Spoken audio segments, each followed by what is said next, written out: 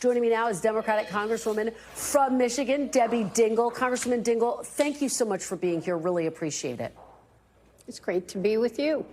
I want to start with you where I ended with Congressman Donalds. You heard the president in defending his tariff policy. The president said that kids do not need to have as many dolls and as many pencils. 2 dolls will do. You don't need 30. Do you agree with any part of that argument, Congresswoman? So, first of all, I'm going to take a little step back and take a little bigger picture. I am somebody who believes tariffs are a tool in the toolbox and are appropriate when you're competing with China, which the Chinese government subsidizes manufacturing, manipulates its currency, and pays slave labor. But the way that the president has done tariffs has created absolute chaos. It's made enemies out of our allies. My industry does not want, I'm a car girl, you know that from Michigan, doesn't want to be a ping pong ball. They still can't understand what he's done. And it is creating chaos, and that is not good. And you know what? The average American family doesn't get 30 or 20 dolls on Christmas Eve. 1 or 2 dolls is something that most families are very, very excited about. So it shows how out of touch with the economy he is in just making that statement.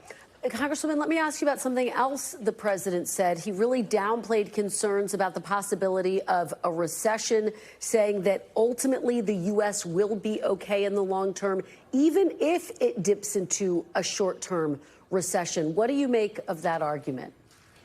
Well, first of all, I don't like hoping for a recession. I don't like talking about a recession because I think consumer confidence matters. I do think consumers are worried right now. The president made a lot of promises on the economy, and I heard my colleague previously, but he should go to the grocery store with me on Sunday mornings and see. Everybody knows I'm going to be there, and they're talking about how grocery prices haven't gone down. And they're also talking about how a lot of programs that they depend upon are at risk. So I don't think any of us wants to see a recession, but I'd like to see the economy get stronger. I don't want to see consumer prices go up. He campaigned that he would lower consumer prices. That hasn't happened. How concerned are you? And I know you don't want to talk about a recession, but just give me the reality check, Congresswoman. How concerned are you? We saw the economy shrink in the first quarter, that there could ultimately be a recession. So I am worried, but I'm also going to tell you that I think the president does not want to see this country's economy suffer. I don't think he wants to see businesses or manufacturers suffer. So, you know, we frequently don't know what the tariff policy is from day to day. And by the way, that uncertainty, you know what every business needs, large or small, certainty. And the biggest thing they don't have is certainty. I think we need to be working together to keep that recession from happening, building up consumer confidence, which he hasn't been doing. So I want to figure out a way to do that because I don't think it's good for this country to have a recession.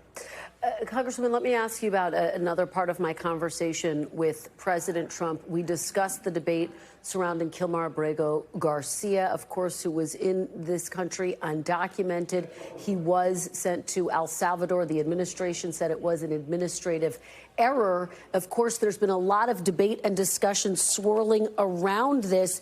As you know, though, the president's poll numbers on this issue, the broader issue of the border, is pretty steady. Do you think this is an issue, politically speaking, that Democrats should be focused on right now? Look, I think that Democrats are focused on lowering the cost of economic goods, but we're also worried about, you know, I sort of divide my life into two sides. Many people are worried about protecting the Constitution and what's happening to freedom of speech, freedom of the press, due process. Due process matters. And I've done many town halls, Kristen, you know that. They're as loud and contentious and as crowded as the Republicans are. And the first thing people ask me about is, what do you do when a president ignores the courts? How do you ensure that people have due process? So I think that all of us care about our national security. We want to keep our border safe, but you also have to recognize and give every person due process. I don't think anybody, there are a lot of messaging bills out there. I don't know a Democrat that wants to see any violent person in this country or someone who attacks somebody in law enforcement. We need to have a process by which we are able to deport those that have done violent crimes. But due process is a very fundamental principle of our Constitution.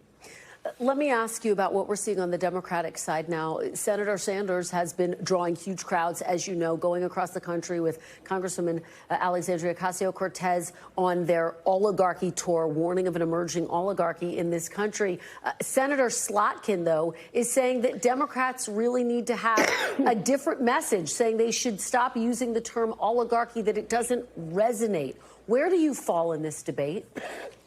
Well, first of all, I'm somebody, you know who I am.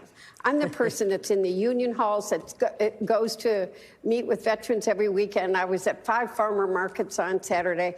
I believe you go and are where the people are. I agree with Senator Sanders that people know what the word oligarchy means, but I think we need to be talking to everybody. I said in 2016 we were going to lose because we weren't listening to working men and women. We need to be listening to young people. We need to be listening to young men who are frustrated and worried about their future. So I'm probably with both of them, and that's not, I am somebody who absolutely goes where the people are. I am a fighter. I have given more speeches at rallies and talked about these issues, but I'm also somebody who worked for General Motors for 30 years. So we got to talk to people. We got to go where the people are, and that's what we got to do.